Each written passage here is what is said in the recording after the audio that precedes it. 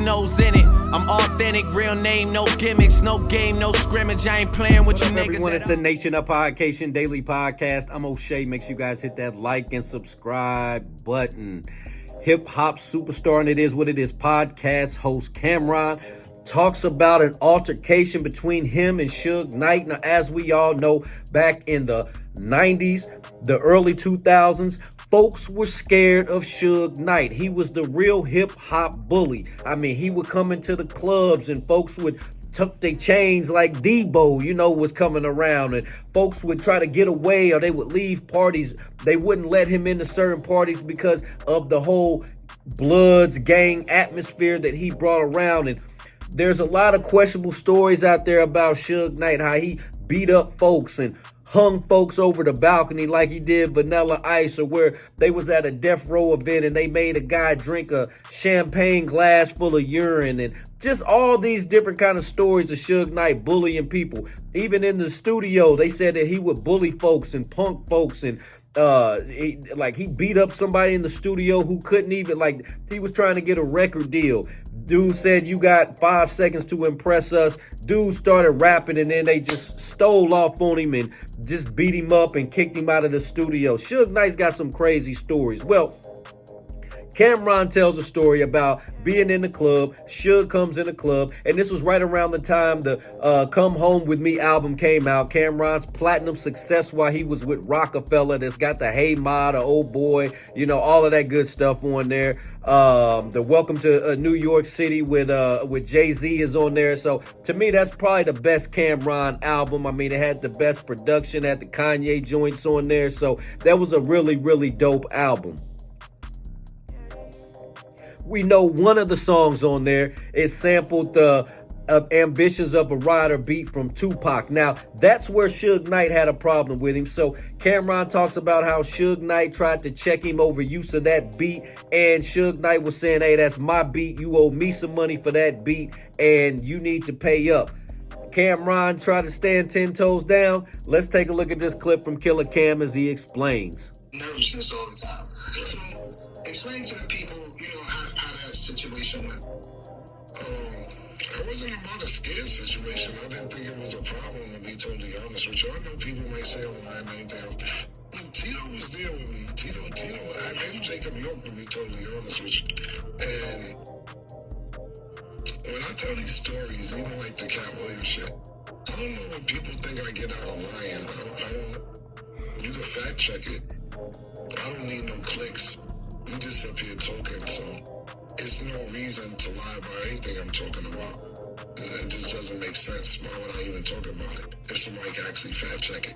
It'd be like, when I sit there and talk about Ohio and Chicago and Indianapolis, all these cities I used to be in, you ever hear niggas out there be like, "Cam is lying, he wasn't out there, but he wasn't out here." You ever hear from those cities ever say that? They never be like, "Nah, I ain't never seen it." Because they see me. I was really there.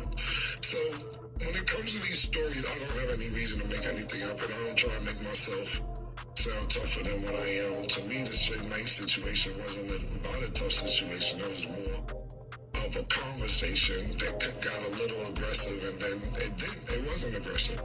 So, like I said, my Tito Popper was right there, and Jacob York actually was there.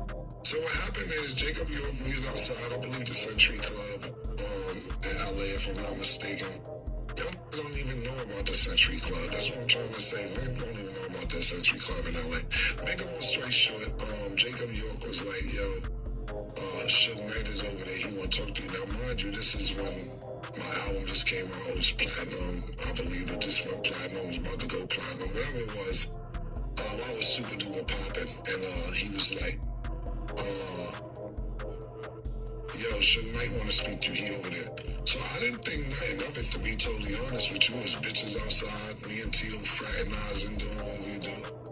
And I was like, "But tell me to come over here. We over here." So he came over there with probably about 6, 7 people, 5, 6, 7 people. And he was just basically like, "Yo, what's up?" And I'm like, "Hey, what's up?" Like, I didn't think of it as no confrontation or anything. I thought it just wanted to holler. But then he went into a spill and he was like, "Yo, you owe me money." And I was like, "Owe you owe you money for what? He's like, yo, you used one of my beats. And I'm like, I don't know what beat you're talking about. So he's talking about Tupac's beat. Daz actually did the beat, and Daz did it over for me. And I forget what Tupac called it, but for me it was called Leave Me Alone, Let Me Live My Life. It was actually a beat that Daz Dillinger made. And actually Daz came in the studio and played it over for me. And Ambitious as a rider. Ambitious as a rider, yeah. So he was like, you owe me money for one of my records. And I was like, I don't know what you're talking about. And he basically was like, Ambitious of a rider, the Tupac record. And I'm like, I said, oh, Daz came and played that over for me. I don't owe you anything. And he started laughing. He's like, Daz can't control shit. Daz don't own nothing. I own it. I said, well, I don't know what to tell you, like, what we doing? And he was like, yo, I'm not going to say the name he said. But he's like, yo, I don't give a fuck because I fucked so-and-so up.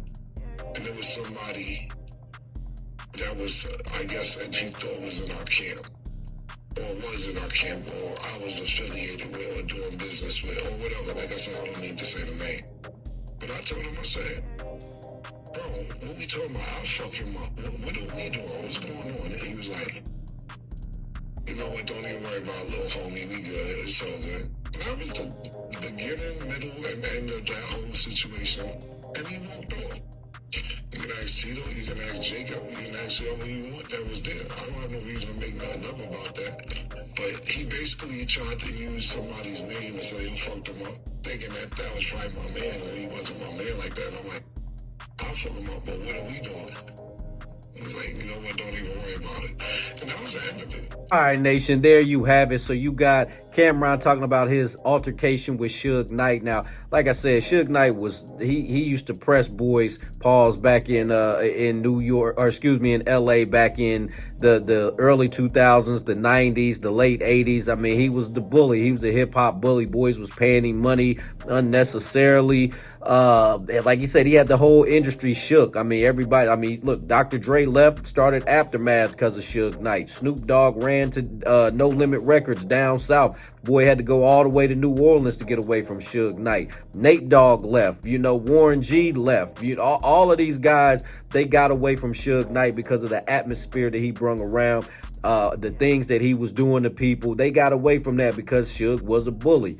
Now, I don't know, you know, during that time, that was when Suge Knight started to lose a little bit of that luster. You know, we're talking around 2003, 2004-ish era. That was when that Cameron CD came out. Cameron's album came out. My fault, I'm so old school. So that's when that album dropped, you feel me? And you know, Suge Knight, he was starting to, I mean, he was on the decline because he had just came home from jail. He didn't have Death Row Records. You know, they had just changed it to The Row. It wasn't really, you know, wasn't nobody over there popping. He had Eastwood and he had Crooked Eye, and then he tried to sign Left Eye, and there was some other acts that he tried to form, and then he tried to bring Corrupt back, and it just didn't work, man. He didn't have the star power. He would have needed a certified superstar to bring back Death Row, and that's where Suge started to fall off. And then, you know, as he got older and still tried to play that bully role, obviously he didn't have the money no more either. So when you lose the money, you lose the power, you lose the power, you lose the gangs.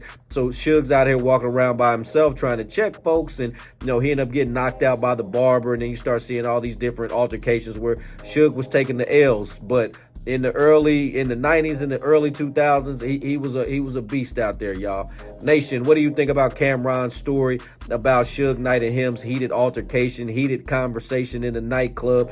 Do you think Cameron, or who you think was wrong in this situation? Was Suge Knight wrong for trying to check Cameron? Was Cameron wrong for not breaking bread with Suge Knight? Nation, y'all decide. Let me know in the comment section down below. Make sure you all hit that like and subscribe button on your way out. Peace.